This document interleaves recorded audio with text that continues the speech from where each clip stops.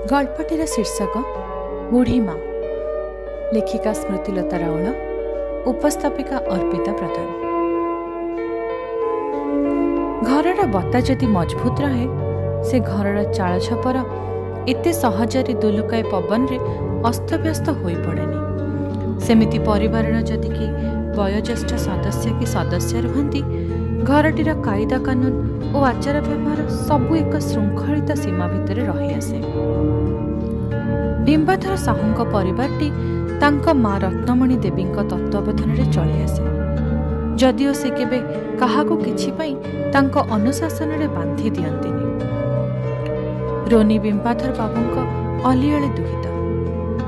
कन्यादान महापुण्य एही भावधारार व्यक्तित्व बोली चारि पुओ परे मध्य बिंबाधर बाबू एवं तांका स्त्री तनुजा देवी आउ गोटे कन्यार बापा माँ हेबाकू मन बलानी। प्रभुंक आशीर्वाद रोनी तांको कोलको आसी तांको सबु इच्छा को पूर्ण कर। बुढ़ी माँ नातुणी भितर केमिति एक भिन्न आकर्षण थिला। रोनी को से खूब भल पाउथिले। तथापि टिके किछि भूल करिदेले बुढ़ी माँ पाटी आ बंद हुएनी। झियो छुआ तू टिके भी संठणा शिखुनी। ये ऐठा खियाटा बाप भाई नाक काटिदब। आम सात पुरुषों कमाई नाटी को धूली रे मिसई दब। बुढ़ी माँ एपरी कथारे रोनी गोड़ कचड़ी हुए। रह रहल बुढ़ी, मु गला परे तू ही बेसी झुरी रह। किए तो नख काटिदब, किए तो मुंडरू पाचिला टुटी टाणिब। तो गोड़ बिंधिले बाम लगे तते किए खसिब देखिबनी। सेतबेले भाबुथिबु जे मु आ थिबी जे तो सलासुतरा कथारे भासी जीवी। एमिति बुढ़ी माँ नातुणी भितर दिन दिन किछि गोटे विषय को नहीं नखरामी चले।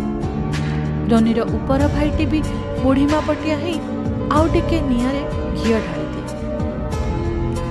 से दिन ठीक मन अछि बिंबाधर बाबू कौन गोटे जरूरी काम रे व्यस्त था। रोनी जाई बापा को टाणिला। आस बापा क्यारम खेलिबा।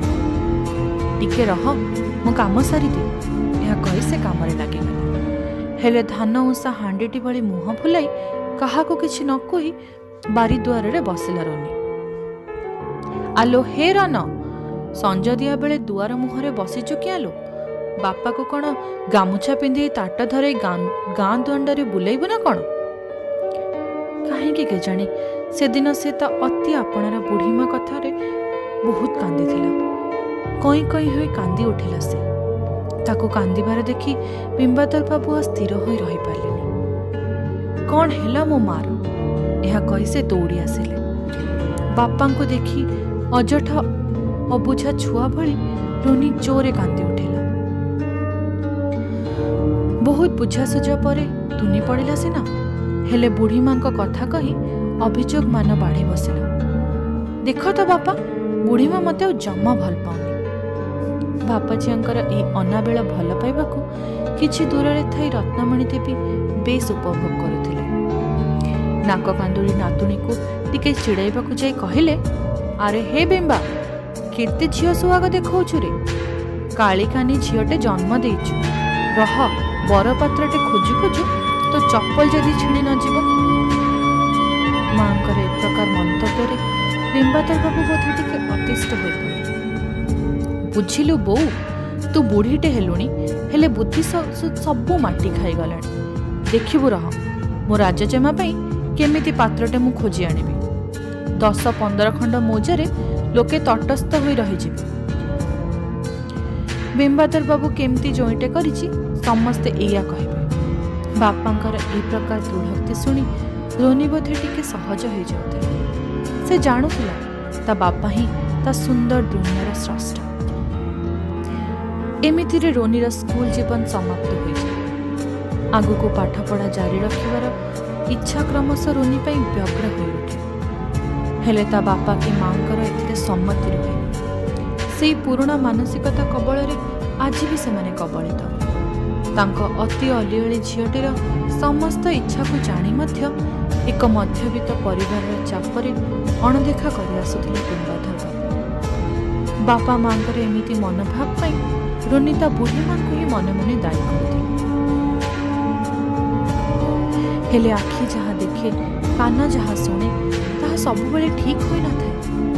ସେଦିନ ରୋନି ମନରୁ ତା ବୁଢ଼ୀ ମାଙ୍କ ପ୍ରତି ଥିବା ସବୁ ମାନ ଅଭିମାନ ପାଣି ଫଟକା ଭଳି ମିଳେଇଗଲା ଯେତେବେଳେ ସେ ଦେଖିଲା ଯେ ତା ଉଚ୍ଚଶିକ୍ଷା ପାଇଁ ତା ବୁଢ଼ୀ ମା ହିଁ ତା ବାପ ଉପରେ ଚାପ ପକାଉଥିଲେ। ଆରେ ବିମ୍ବା, ତୁ କ'ଣ ପାଇଁ ମୋ ନାତୁଣୀର ମନ ଭାଙ୍ଗି ଦେଉଛୁ? ସେ ତ ତତେ ସରଗର ଚାନ୍ଦ ମାଗୁନି ଯେ ତୁ ଦେଇପାରିବ ନାହିଁ। ସେ ଆଉ 2 ଅକ୍ଷର ପଢ଼ିବାକୁ ଚାହୁଁଛି, ତୁ କିଏ ମନା କରୁଛୁ ରେ? ଆଉ କ'ଣ ସେ ଯୁଗ ଅଛି ଯେ ଭୁଆସୁଣୀଟି ଘର କୋଣରେ ଲୁଚି ରହିବ? ଏବେ ବା ସବୁ ବଦଳି ଗଲାଣି। ସେ ଯଦି ଅଧିକ ନ ପଡ଼ିବ ତା ପାଇଁ ହାକିମ ଜଏଣ୍ଟ କୋଉଠୁ ପାଇବ ତୁ? ରୋନି ଲୁଚି ଲୁଚି ବୁଢ଼ୀ ମା ଓ ତା ବାପାଙ୍କ ସବୁ କଥା ଶୁଣୁଥିଲା। ସେ ବିଶ୍ୱାସ କରିପାରୁନଥିଲା ତା ବୁଢ଼ୀ ମା ଭିତରେ ଏତେ ଆଧୁନିକତାର ଛାପ ଭରି ରହିଛି ବୋଲି। ଆଜିର ସମାଜରେ କିଛି ରୁଗ୍ଣ ଚିନ୍ତାଧାରା ଉପରେ ଯେ ତା ବୁଢ଼ୀ ମା ଅଛନ୍ତି, ରୋନିକୁ ଏହା ବୁଝିବାକୁ ବେଶୀ ସମୟ ଲାଗିଲାନି। ସବୁ ହନା ଭିତରେ ଶେଷରେ ବୁଢ଼ୀ ମାଙ୍କ ଇଚ୍ଛାକୁ ସମ୍ମାନ ଦେଇ ବାପା ରୋନିର ଉଚ୍ଚଶିକ୍ଷା ପାଇଁ ସହମତି ଦେଲେ। ଗତାନୁଗତିକ ଭାବରେ ସମୟ ଆଗେଇ ଚାଲେ ଚଳଚଞ୍ଚଳ ହୋଇ। ରୋନି ତାର ସମସ୍ତ ଶିକ୍ଷା ସମାପ୍ତି ପରେ OS ପରୀକ୍ଷାରେ କୃତକାର୍ଯ୍ୟ ହୋଇ ଯୋଗଦାନ କରିନିଏ ତା ସରକାରୀ ଚାକିରିରେ। ମଝିରେ ମଝିରେ ରୋନିକୁ ଦେଖିବାର ଇଚ୍ଛା ବି ବୁଢ଼ୀ ମା ବିମ୍ବାଧର ବାବୁଙ୍କ ଆଗରେ ମେଲେଇ ବସନ୍ତି। ଆରେ ହେ ବିମ୍ବା, ସେଦିନରୁ ମୋର ଅନ ଯାଇଛି ଯେ ଛୁଆଟା ମୋର କି ଚାକିରି କଲା ଏ ବୁଢ଼ୀ ମାକୁ ଆଉ ଟିକେ ବି ମନେ ପକାଉନି। ତାର ସବୁ କୁଶଳ ତ? ତା ଦେହ ପା ଭଲ ଅଛି ତ? ସେଇ ସିନା ଆସିପାରୁନି। ତୁ ବାପ ହୋଇ ଟିକେ ତା ଆଡ଼େ ମୁହଁ ମାରି ଆସିଲେ ହୁଅନ୍ତାନି?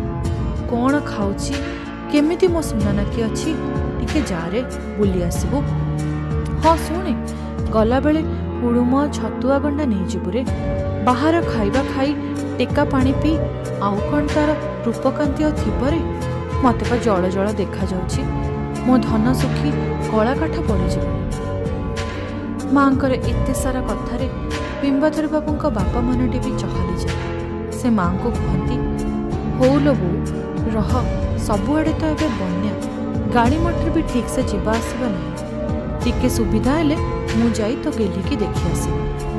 ହଁ, ଯଦି ସୁବିଧା ହୁଏ ତାକୁ ମୋ ସାଙ୍ଗରେ ନେଇକି ବି ଆସିବି। ଓଡ଼ିଶା ପ୍ରାୟ ସବୁ ସମୟରେ କିଛି ନା କିଛି ପ୍ରାକୃତିକ ବିପର୍ଯ୍ୟୟର ସାମ୍ନା କରି ଆସୁଛି। ରୋନି ଚାକିରିରେ ଯୋଗଦାନ ପରେ ଓଡ଼ିଶାରେ ବଡ଼ ଧରଣର ବନ୍ୟା ହୋଇଯାଇଥିଲା। କେଉଁଠି ନିରାଶ୍ରୟମାନଙ୍କୁ ଥଇଥାନ କରାଯାଉଥିଲା ତ କେଉଁଠି ରିଲିଫ୍ ବଣ୍ଟା ଚାଲିଥିଲା। ଏସବୁ ଗୁରୁ ଦାୟିତ୍ୱ ବହନ କରୁ କରୁ ରୋନି ଆଉ ଘରକୁ ଆସିବାର ଅବସର ବି ପାଇନି। ଯାହା ହେଉ, ପରିସ୍ଥିତି ଟିକେ ଆୟତ୍ତକୁ ଆସିବା ପରେ ଘର ଆଡ଼େ ବୁଲି ଆସିବ ବୋଲି ରୋନି ସ୍ଥିର କଲା। ତା ବୁଢ଼ୀ ମାଙ୍କୁ ଦେଖିବାର ଲାଳସାଟା ତାର ବ୍ୟଗ୍ର ହୋଇ ଉଠୁଥିଲା। ଆଜି ସେ ଯାହା ବି ହୋଇପାରିଛି, ଯେଉଁଠି ବି ପହଞ୍ଚିଛି, ସବୁ ପଛରେ ତା ବୁଢ଼ୀ ମାଙ୍କ ଅବଦାନ ବହୁତ ବେଶୀ। ଏମିତି ସବୁ କଳ୍ପନା ଜଳ୍ପନାର ଅନ୍ତ ଘଟାଇ ସେଦିନ ରୋନି ଆସି ତାଙ୍କ ଘରେ ପହଞ୍ଚିଥିଲା। ତା ଆସିବା ଖୁସିଟା ସାରା ଘର ଯେମିତି ଖୁସିରେ ଫାଟି ପଡ଼ୁଥିଲା।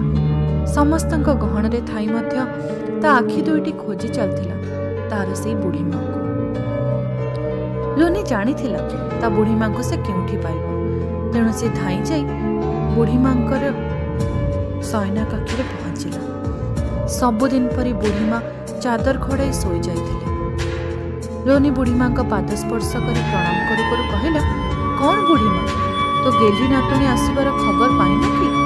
ବହୁତ ଦିନ ହେଲାଣି ତୋ ହାତ ଚକଟା ତେନ୍ତୁଳି ରସ ଆଉ ଟମାଟୋ ବଡ଼ି ଚଟଣି ଖାଇନି ପରା। ଆଜି ତୁ ମୋ ପାଇଁ ନିଜ ହାତରେ ବନେଇଦେ, ମୁଁ ପେଟେ ଖାଇବି। ହେଲେ ରୋନିର ଏତେ ସାରା କଥା ଯେ ସ୍ନେହମୟୀ ମହିଆସୀ ତା ପରମ ପୂଜ୍ୟା ବୁଢ଼ୀମା ପାଖରେ ପହଞ୍ଚି ପାରୁନଥିଲା। ବିଚାରୀ ରୋନି ତାହା ବୁଝିପାରୁନଥିଲା। ଟିକେ ଅଭିମାନ ସ୍ୱରରେ ରୋନି କହିଲା, ଆରେ ଏ ଫୁଲେଇ ବୁଢ଼ୀ, କ'ଣ ରାଗିଛୁ ମୋ ଉପରେ? କ'ଣ କରିବି କହ, କାମ ଓ ଦାୟିତ୍ୱ ଦୁଇଟି ଭିତରେ ମୁଁ ଛନ୍ଦି ହେଇଯାଇଛି। ଆଚ୍ଛା ଠିକ୍ ଅଛି, ଏଥର ମୁଁ ତତେ ମୋ ସାଙ୍ଗରେ ନେଇଯିବି। ଆମେ ଦିଏ ବହୁତ ମଜା କରିବା। ସବୁ ପରେ ବି ବୁଢ଼ୀ ମାଙ୍କର ନୀରବତା ରୋନି ପାଇଁ ଅସହ୍ୟ ହୋଇ ବୁଢ଼ୀ ମା ଆବୃତ ହୋଇଥିବା ଚାଦରଟିକୁ ସେ ଟାଣି ଆଣିଲା ସେଇ ପିଲାଦିନର ପିଲାଳିଆମି ଢଙ୍ଗରେ। ହେଲେ ନିର୍ବାକ ହୋଇଗଲା ସେ ତା ଅତି ଆପଣାର ବୁଢ଼ୀ ମାଙ୍କ ସେଇ ନିଶ୍ଚଳ ଶରୀରଟି ଦେଖି। ରୋନିର ଆର୍ତ୍ତ ଚିତ୍କାରରେ ସେ ଘରଟି ଉଠିଲା ପଡ଼ିଲା। କ'ଣ ହୋଇଛି ଭାବି ଘରର ଅନ୍ୟ ସଦସ୍ୟମାନେ ଏକତ୍ରିତ ହୋଇଗଲେ। କିଛି ବୁଝିବା ଆଗରୁ ସବୁ ଯେମିତି ନୀରବେ ଯାଇଥିଲା। ହେଲେ ରୋନି ନିଜକୁ ବୁଝାଇ ପାରୁନଥିଲା। ବୁଢ଼ୀ ମାଙ୍କ ଦୁଇଟି ପାଦକୁ ଜାବୁଡ଼ି ଧରି ପାଗଳିଟି ଭଳି କେତେ କ'ଣ କହି ଚାଲିଥିଲା ସେ। ତୁ ସତରେ ବଡ଼ ଠକଟେ ବୁଢ଼ୀମା, ତୁ ନିଷ୍ଠୁର ଭାବେ ମୋତେ ଠକିଦେଲୁ। ତୋ କର୍ତ୍ତବ୍ୟର ଡୋରିକୁ ତୁ ସୁଚାରୁ ରୂପେ ସମାପନ କରି ଆଜି ଶାନ୍ତିରେ ଶୋଇଗଲୁ ସିନା, ହେଲେ ତୋ ପାଇଁ ମୋତେ କିଛି ବି କରିବାକୁ ସୁଯୋଗ ଦେଲୁନି। ମୁଁ ସତରେ ତୋ ଉପରେ ବହୁତ ରାଗିଛି, ଆଉ କେବେ ବି ତୋ ସହିତ କଥା ହେବିନି। କଟି ତୋର ମୋର କଟି।